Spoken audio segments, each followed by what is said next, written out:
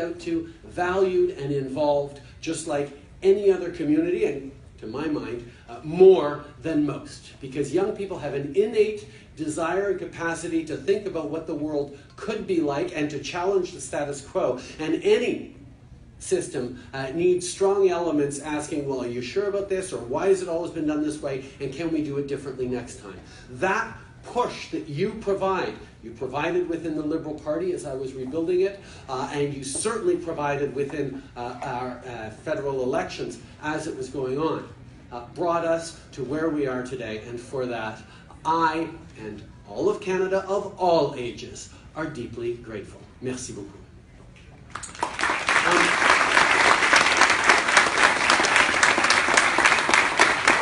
So, when I was asked to be a part of this event, I thought a lot about what I wanted to say.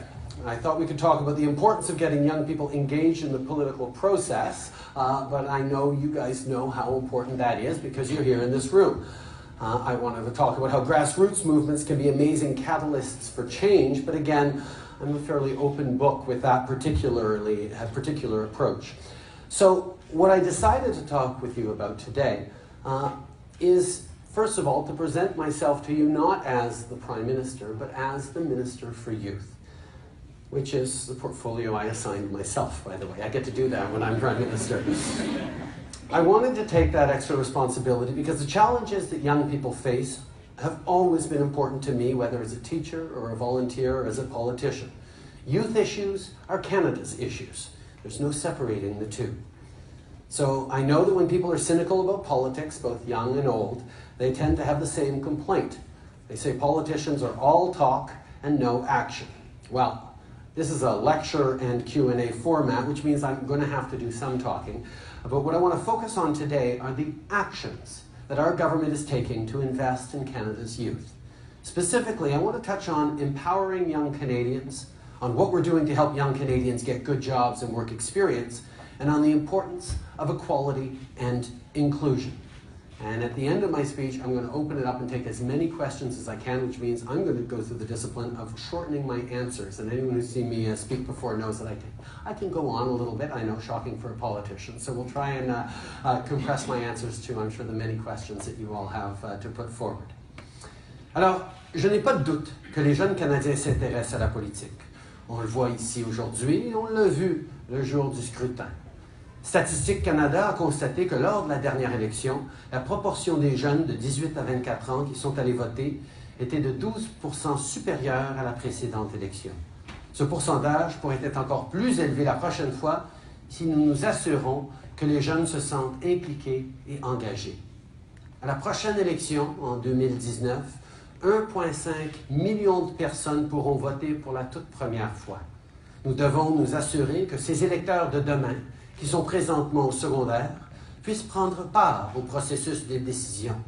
Ces décisions auront un impact important sur leur vie et ils doivent avoir leur mot à dire. So what does that really mean? What does it look like in practice? Well, as Minister of Youth, it will be my job to make sure that Cabinet considers items from the perspective of young Canadians. And I'll support my Cabinet colleagues in applying that same youth lens to the work that their ministry undertakes. To keep me up to speed on the issues that matter most to young Canadians, I'll be launching a Youth Advisory Council made up of Canadians aged 16 to 24. And to make sure that young Canadians think about meaningful careers in government, to modernize the public service. You have so much to give, and your voices and perspectives are needed like never before. Your goals, your hopes, and your dreams for a better life will inform every decision this government makes. That is my promise to you.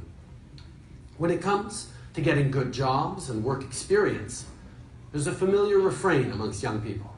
I hear it in every community I visit. Young people tell me that they can't get a job because they don't have any work experience, and they can't get any work experience because they don't have a job.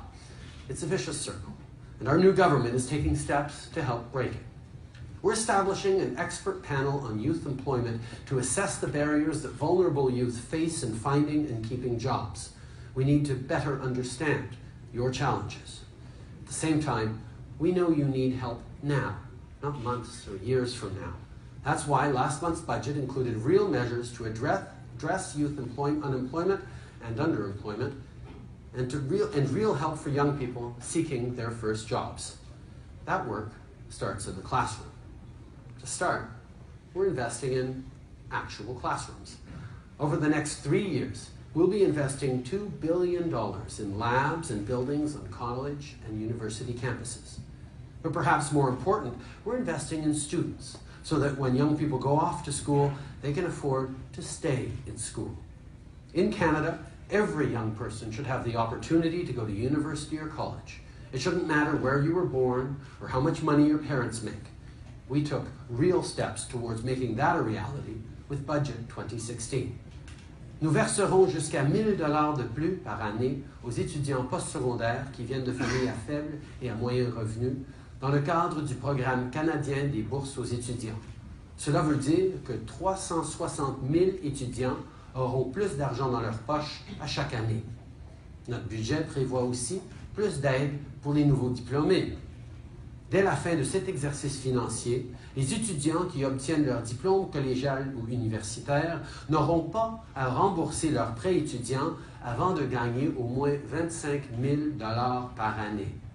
Cette mesure aidera les jeunes à débuter leur carrière et leur permettra de souffler un peu jusqu'à ce qu'ils retombent sur leurs pieds.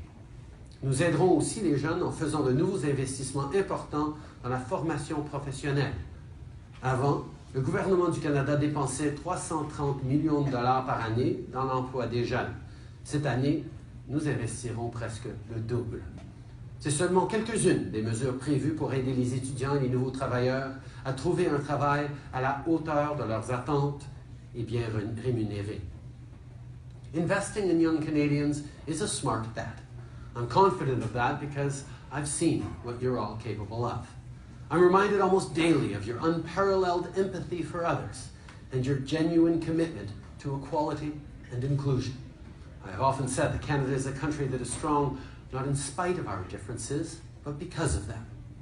This is true of Canada's young people, and it is especially true of Indigenous youth. We have a lot of work to do to make sure that all young people in Canada enjoy equal treatment and equal opportunity. This work won't be easy. Things that matter seldom are.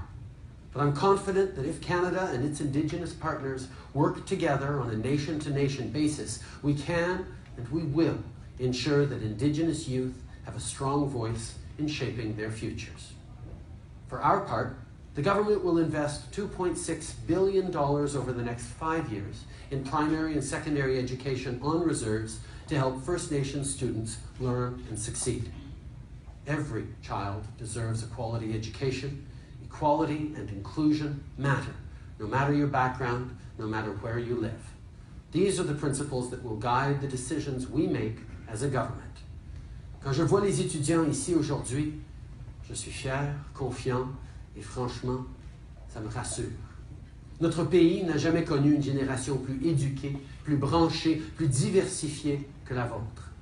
Il y a 20 ans, quand j'étais étudiant, on n'aurait pas pu imaginer l'impact que vous avez maintenant dans vos communautés. Je faisais partie de la première cohorte à McGill où les étudiants ont reçu une adresse courriel. Je peux vous dire qu'elle contenait plus de chiffres que mon manuel de mathématiques. Mais pour vous, la technologie est automatique. L'innovation est seconde nature. La diversité est une force et le travail d'équipe fait partie des attentes. Don't let anyone ever tell you you are leaders of tomorrow. You are leaders today.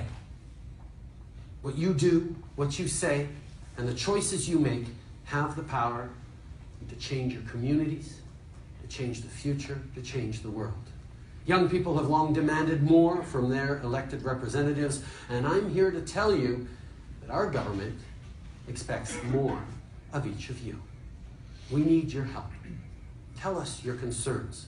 Keep us focused and expect more than talk. Demand action. My friends, this is a collaboration. Together we'll create a future that we can be proud of for generations to come. Thank you very much, and I look forward to your questions.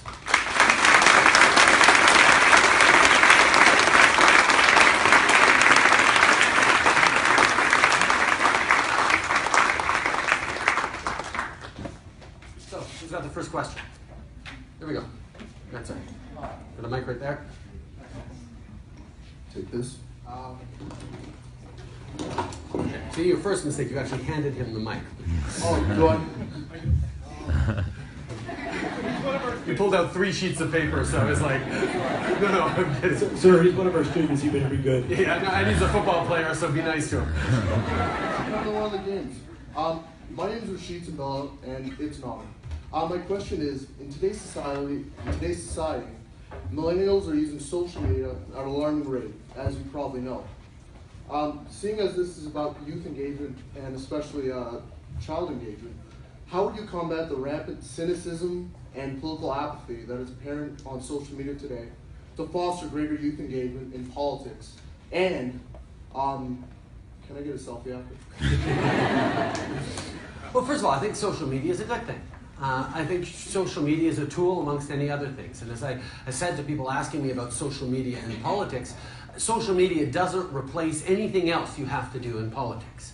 It doesn't replace a single handshake or single conversation with voters. It's in addition to everything else you have to do. And one of the key things to think about in terms of social media, and we need to all work hard at this, is not imagine that social media is separate from everything else. And indeed, the way to make proper use of it and the way to understand its importance in your world is to always link it to IRL actions. I mean, what actually happens, or in real life for anyone over 40. The question I always had about social media is, okay, it's great that we have all these friends and followers, but how are we actually engaging them in real conversations? How are we getting them to come out and vote? How are we getting them to volunteer? How are we making sure that their voices actually resonate concretely? So it's great that we have all these new tools for connecting and drawing people together, but if they don't result in actual impacts in our communities, in our world, then it's just an echo chamber that doesn't do much except except spin in circles and is completely disconnected from the real engagement and activity and communications that I think need to be at the heart of anyone and the communities we live in. Thank you. Next question. Go ahead. Go ahead. Yeah. Sorry, I was teasing about that. You can give her the mic. Or not. Stand up and introduce yourself. Mon nom c'est Yves. Premièrement, merci d'être ici aujourd'hui. J'aimerais ça parler justement des Premières Nations. J'ai vu il y a 1 heure que vous avez publié sur Facebook un communiqué concernant ce que vous alliez faire pour Ottawa-Pisgat. Puis dans le fond, ma question, c'est comment vous l'avez fait pour les réfugiés en Syrie? Vous avez fait une campagne publicitaire sur les médias sociaux, sur Internet. Parce que ce que vous avez fait, c'est que vous nous avez dit comment nous, les Canadiens, on pouvait aider. Puis c'est beau qu'est-ce que le gouvernement va faire, puis c'est hyper important, mais j'aimerais savoir qu'est-ce que nous, Canadiens, on peut faire, puis est-ce qu'on peut avoir une campagne nationale pour nous dire comment nous, les Canadiens, on peut aider nos Premières Nations? C'est une très très bonne idée et une très bonne suggestion. La réalité, c'est qu'il faut leur reconnaître, les relations avec les Premières Nations, avec les peuples autochtones de ce pays sont brisées et le sont depuis longtemps. On a échoué en tant que pays d'être à la hauteur des principes, des droits, des traités qui ont été signés et qui sont là depuis des centaines d'années. Ça nous prend un partenariat, une collaboration, un niveau de respect qui n'est tout simplement pas là. Et donc, c'est pour ça que dans notre budget, on s'est engagé à investir jusqu'à 8,4 milliards de dollars sur 5 ans dans les communautés autochtones. Mais il faut faire très attention dans la façon qu'on réfléchit à comment on peut aider. Parce que le Canada voulant aider les peuples autochtones, c'est ça qui a mené aux écoles résidentielles. Le Canada voulant aider les peuples autochtones a amené au Indian Act, par exemple. Il ne faut pas penser, OK, qu'est-ce que nous, parce qu'on est tellement chanceux, on peut faire pour aider les autres. Il faut penser à comment on peut être de meilleurs partenaires avec tous ceux qui habitent sur ce territoire qui est le Canada. Comment est-ce qu'on peut s'assurer qu'on est en train de donner les outils et les pistes vers la réussite pour les jeunes qui vivent dans des communautés autochtones qui n'ont pas ces pistes vers la réussite. C'est une distinction peut-être subtile, mais elle est essentielle. Ce n'est pas à nous de réparer directement tous les problèmes et d'offrir des solutions. C'est à nous d'aider les communautés autochtones à développer les solutions nécessaires, à créer toutes les opportunités nécessaires. Et c'est sûr qu'au début, il faut en faire un petit peu plus parce que, comme on a vu à Tawapiscat, il y a des problèmes énormes, mais ce n'est pas juste à Tawapiscat. C'est la Loche, c'est des communautés à travers le pays qui vivent des moments extrêmement difficiles. Alors, ça commence avec un respect, une collaboration, un partenariat, et je peux souligner que, comme pour le cas des réfugiés syriens, j'ai été tellement touché par le désir et l'appel des non-autochtones à travers le pays qu'il est temps qu'on commence à rebâtir cette relation. Les gens comprennent que c'est un enjeu de base pour notre pays et c'est exactement ce sur quoi nous allons travailler, mais je prends la suggestion de façon très, très positive. Il faut créer des opportunités pour tous les Canadiens d'en faire plus pour améliorer l'état de cette relation. Merci beaucoup. Next question. You over in the corner, on the side. So why don't you guys split up, go one on one side, and no, you're not going to make it to it. Hi, my name is Jasmine. I'm a law student here at the university. And I'm wondering, recent studies have demonstrated that about 80% of Canadians don't have access to justice here in Canada. So I'm wondering, what are you going to do to make sure that access to justice isn't a privilege, but something that really everybody can have access to here? That's a great question. It's actually part of what I put in the mandate letter to our Justice Minister, to make sure that everyone has access to justice, to legal support. It's why we're restoring the Court Challenges program that was eliminated by the Conservatives a number of years ago. It helps particularly underrepresented or disadvantaged groups access the justice system as a way of pushing forward their concerns.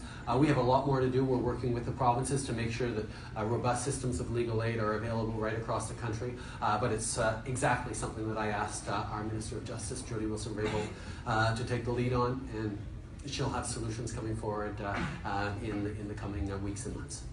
Merci. Someone over here. Yes, here.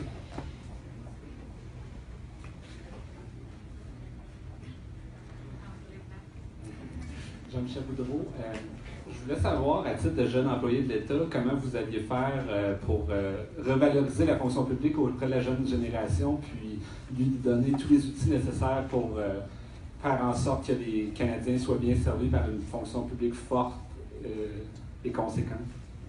Et que ça nous prend une fonction publique forte, indépendante, non partisane, professionnelle.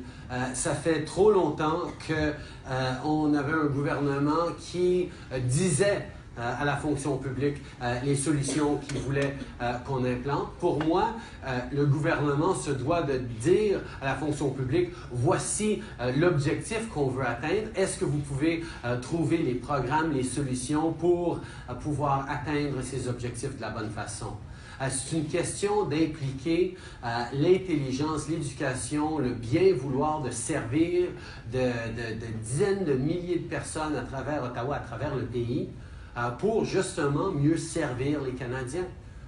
Ça fait trop longtemps qu'on manque de respect pour ceux qui livrent les programmes et les solutions qui nous touchent énormément à tous les jours. Et c'est pour ça que le respect d'une fonction publique indépendante, robuste, professionnelle est au cœur des lettres de mandat que j'ai offertes à mes ministres et au cœur de la façon que nous fonctionnons. Merci. In the back. So my question is about feminism. Now, I know you've spoken quite openly about being a feminist, and it's been very heartening to hear and to see the representation you've augmented in the cabinet. It definitely marks a shift in tone from our last administration. So my question to you is this. My question to you is this. How do you see your feminism shaping the policy that your government is going to be putting forward? I know that Stephen Lewis made a speech a couple weeks ago in Edmonton where he pointed out that in this past administration we've seen women being denied a child care program across the country, as well as arms being sold to what he pointed out was a violent and misogynistic regime. So I was wondering if you could speak to that and how you see your feminism shaping the policies of the government of Canada. I have tremendous respect for Stephen Lewis, and he's free to leap whatever direction he likes.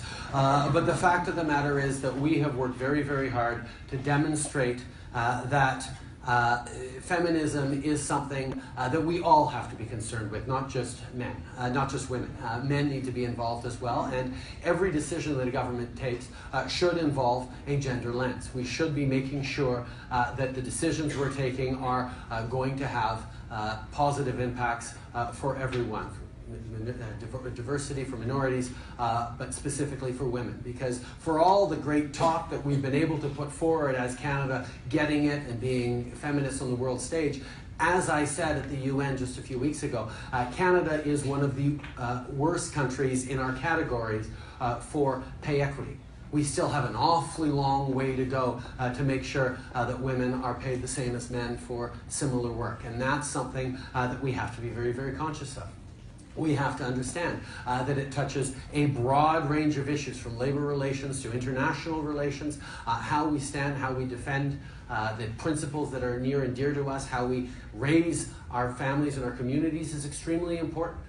For me, not just talking to my daughter and telling her that she can be anything she likes, but reminding my sons that they have an important role to play in respecting the girls in their class and respecting their sister, which is sometimes a challenge, but that's just because they're kids, not because they're not open to it. The challenges we have are a larger societal challenge. And on the issues you brought up directly, we just had a discussion around international engagement around the cabinet table and how we need to make sure that the Minister of Status of Women spoke up and said, look, on any international engagement we have to think about the impact that it has on women. And on supporting families. I'm incredibly proud of the Canada Child Benefit that we're going to start on July 1st, which will be a larger tax-free check that will make a huge difference in the lives of low-income and middle-class families right across the country as we give people the support they need to raise their kids. On top of that, we have committed, as we did during the election campaign, to work with the provinces towards achieving child care negotiations. But we know, unlike some other parties, you can't simply impose it from the federal level. We have to create it through partnerships with the provinces, and that's exactly what we're going to do. Thank you for your question. You, yes? You don't have to put it up high on short, so it works out. I have to read as well. So thank you very much for the opportunity, first of all. Part of a global youth-led organization called ISIC that provides students with international leadership opportunities through professional and volunteering internships. I'd love to hear your thoughts on Canadian youth participating in opportunities abroad and the value that they can bring back to Canada for both their future growth and innovation. Thank you very much. Great question. One of the ways I got engaged in politics was through my activism with youth service organizations. I was the chair of the board of directors of Canada's National Youth Service Program at the time, Katimavik, and kept running up against politicians who would sometimes help out young people, but just couldn't see the value in empowering a generation of young people through service opportunities. And whether you talk about programs like Katimavik or Canada World Youth, overseas programs or local programs, there is a need to build opportunities for young people who want to engage with their communities, across their province, across the country, and indeed around the world. For multiple reasons. One, because their involvement can have positive, immediate, beneficial impacts on wherever it is they're weighing in. Second, it teaches young people that you can have an impact now. You don't have to wait until you've made it through a career, you've succeeded to get to the top of your game, something turn around and say, oh, okay, I have something to offer the world now, now that I'm not a youth anymore. No, young people can, and you all know this, you can have a powerful impact right now. And third, it's also the kind of pattern setting and engagement that you learn and that you will continue with for the rest of your life. If young people learn the value of volunteering, of getting involved, of helping out, of serving, of creating opportunities, of being active, engaged, involved citizens when they're young, the kinds of citizens they'll be for the rest of their lives tend to be more active, more engaged, more empowered, and quite frankly, the kind of Canadians that we know we need a lot more of. Thank you very much. You. Ça sera notre dernière question, so this will be our last question. No, not a chance. We still have 20 more minutes. Well, is my watch stopped? Does someone have a watch? It's 1:30? Okay, we have 10 more minutes. There we go. My watch is stopped. Thank you very much for the opportunity today for this panel. It's wonderful. My question today is about democratic reform. Mm-hmm. So last week we had a panel exactly on that. And it's an issue that it has to do with youth, it has to do with Canadians of all ages. But my question is specifically, why won't the government necessarily commit to a referendum to give the chance to all Canadians to decide whether they want to change their democratic system or not? Noting specifically the 3 referendums in the last 15 years that have actually voted for first past the post rather than change. Thank you.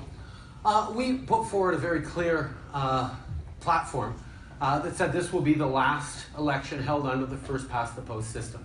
It was a commitment we made. It was at the center of what we were talking about, how we needed to reform government, reform parliament, reform the way things work. And Canadians responded positively and massively to us and to the other parties saying that they were going to change our electoral system. So I think we can see that there's a fairly clear desire out there to improve our electoral system.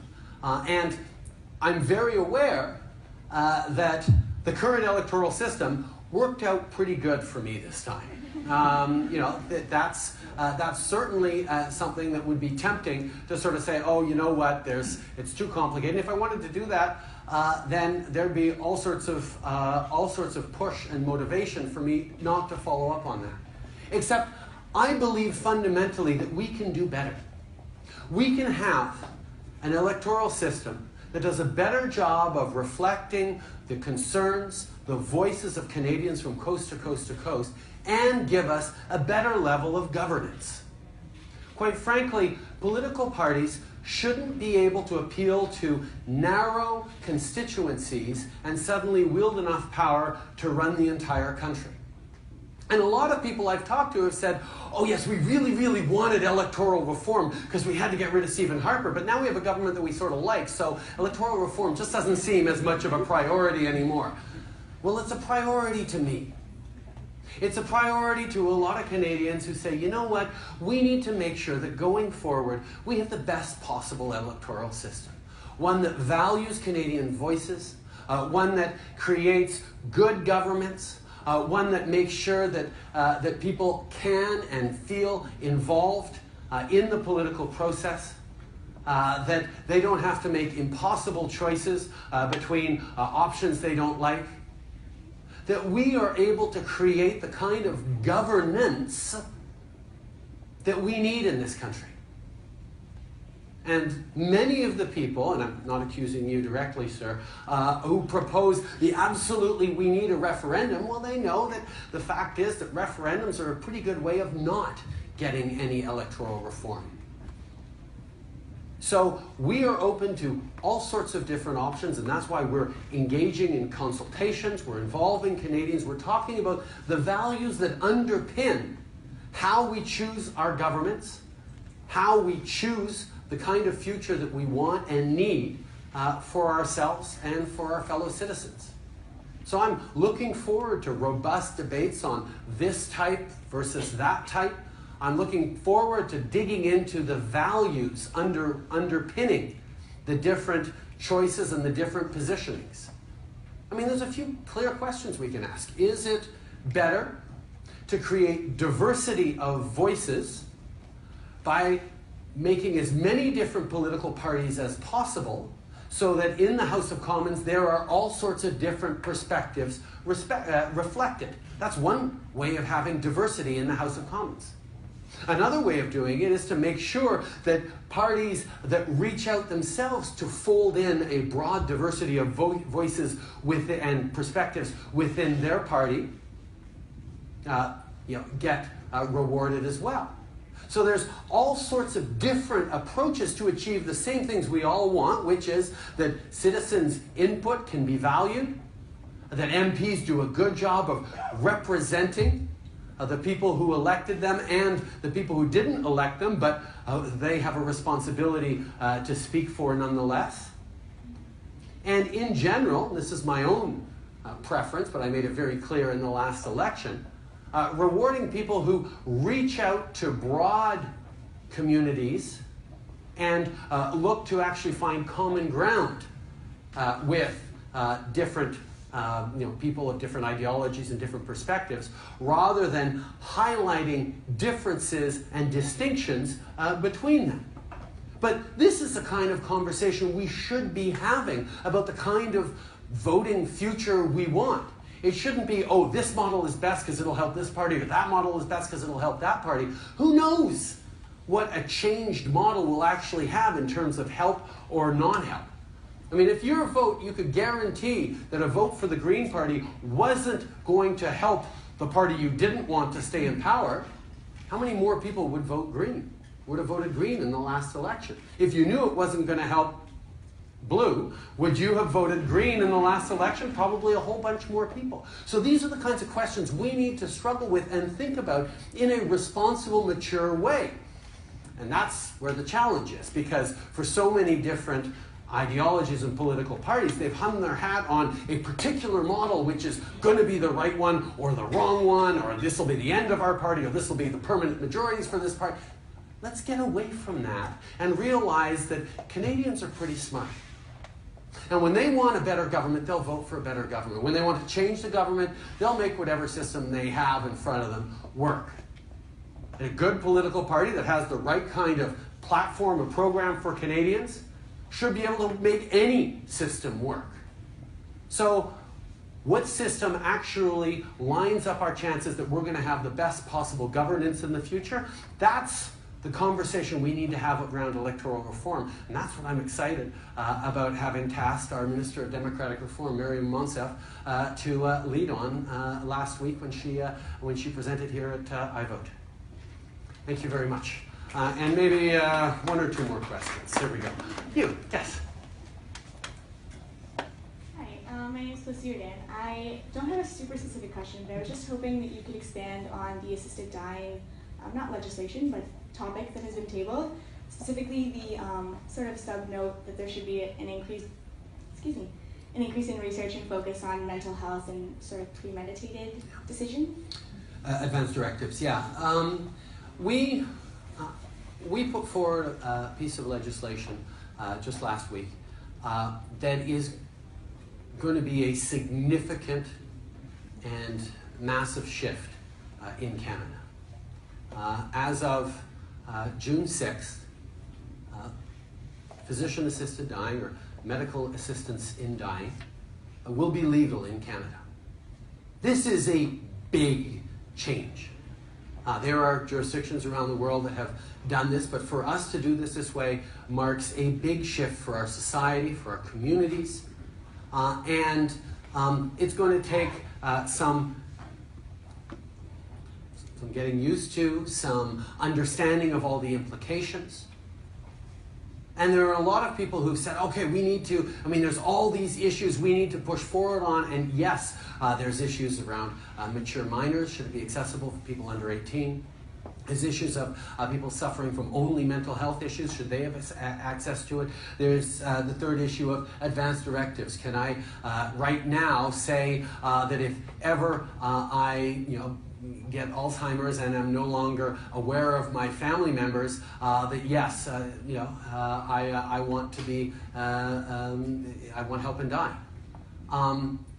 These are very, very weighty questions that need to be properly reflected on, which will take time, will take engagement, will take real reflection, and quite frankly, with the timeline we're in right now, where the Supreme Court has given us until June 6th to come forward with a framework that will apply right across the country, there is the sense that this is a big step. We need to take care in the first step we're doing. But I look forward to watching the caliber of discussion, deeply personal reflections that I know are going to be coming forward in the coming months and years as we grapple with this important topic and look at how to make sure that we are both defending people's rights to make their own decisions about their lives, while at the same time we protect the most vulnerable in society.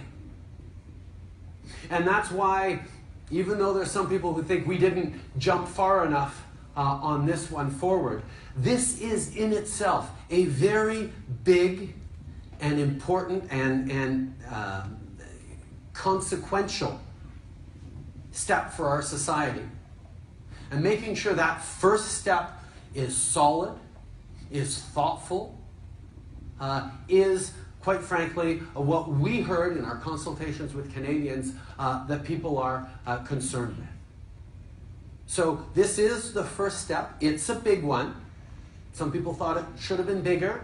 I respect that, and in the coming months and years, I'm sure there will be many more conversations about this. I hope we don't have to wait, on the Supreme Court to make these decisions. I hope we as Canadians and as parliamentarians are able to have these difficult but reasonable discussions on making sure that we're doing right by everyone's rights while we protect the most vulnerable.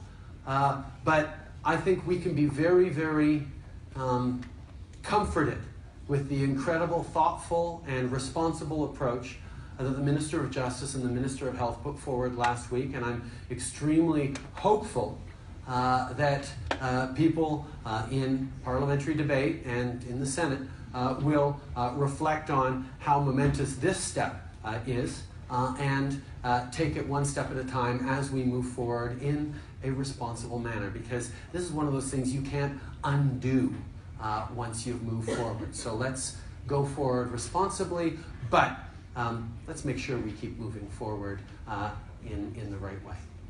Thank you very much. And okay, one last question. There you go. I've been standing with my back to her the entire time, so you get the... I definitely thought I was going to miss out on that. Sorry. It's okay. My name is Gabrielle Fayant. I'm originally from Fishing Lake Métis Settlement in Alberta, and I've been working here in Ottawa for quite a long time with our Indigenous community here. And so I'm really torn to sit here and see all this excitement, knowing that there's so many people that are suffering right now from a very long legacy of colonial violence.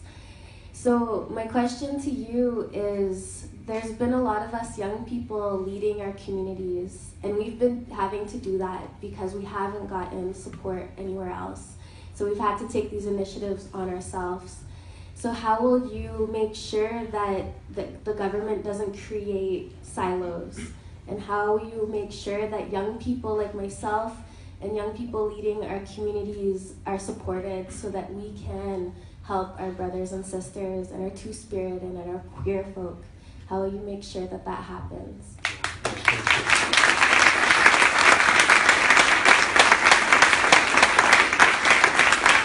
Thank you, Gabrielle.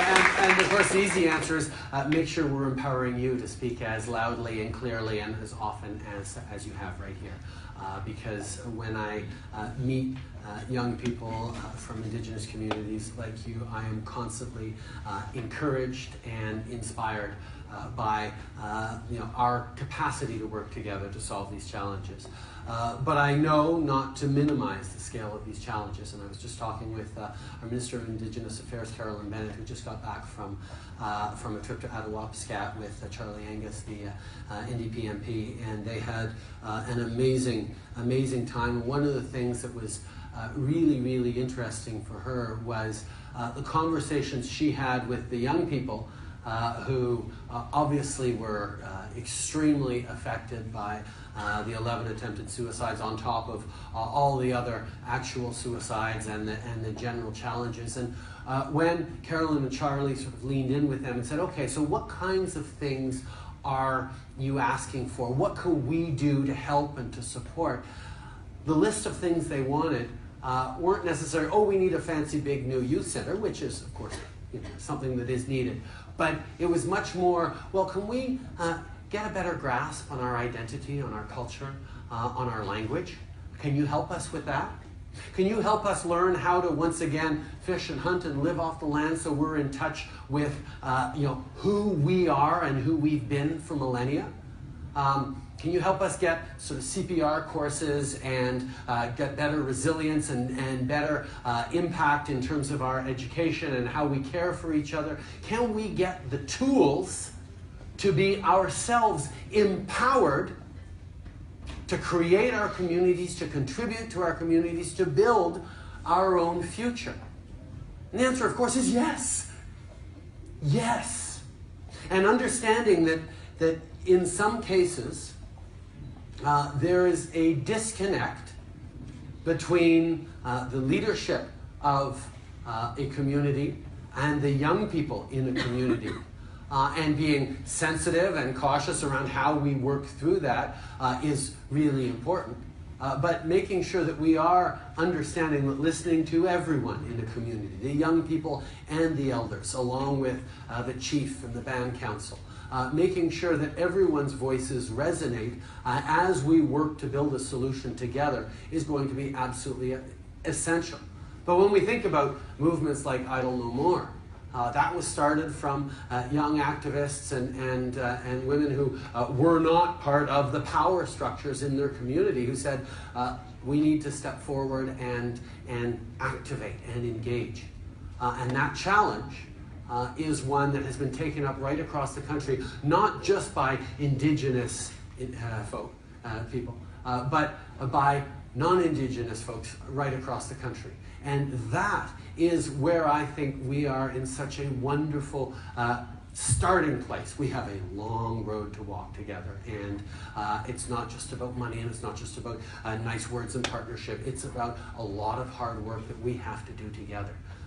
But there is a broad and anchored consensus that we have to do this, and we have to do this together, and that's exactly the path that I look forward to walking with you and with all of you. Merci beaucoup, mes amis. Thank you so much for being here today.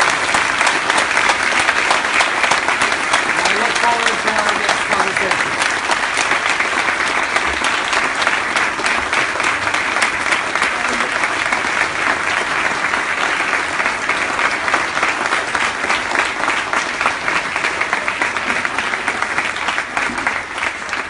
Alors, Monsieur le Premier ministre, quel grand honneur de vous recevoir ici sur le campus de l'Université d'Ottawa.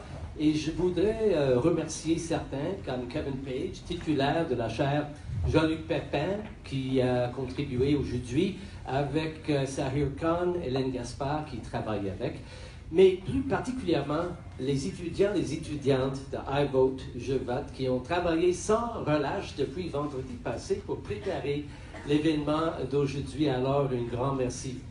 Prime Minister, if there are any people who doubt the engagement and interest of young Canadians in politics or the political process, I say that they need only come here to the University of Ottawa and see the energy, see the turnout, see the interest, and see the people who are so fascinated, so involved, who wanted to hear you today, who wanted to put their questions to you today. I think we have before us, Prime Minister, the most cogent and compelling evidence of the engagement of young Canadians. Et je dois vous dire, vous êtes vous-même une inspiration, une source d'énergie pour eux. Alors, je vous remercie sincèrement. It's a great honor to have you on our campus, and we hope you'll come back again soon. Merci. Alors, j'ai une chose à vous demander, s'il vous plaît. Just one thing I have to ask you. We've had the privilege and pleasure of being with the Prime Minister here in this room for the last 45 minutes, but there's a large group outside who are not able to get in. the Prime Minister has kindly agreed to greet them briefly on his departure. If you'd remain where you are so he can leave the room in an orderly fashion and go and see those people, we'd be very grateful.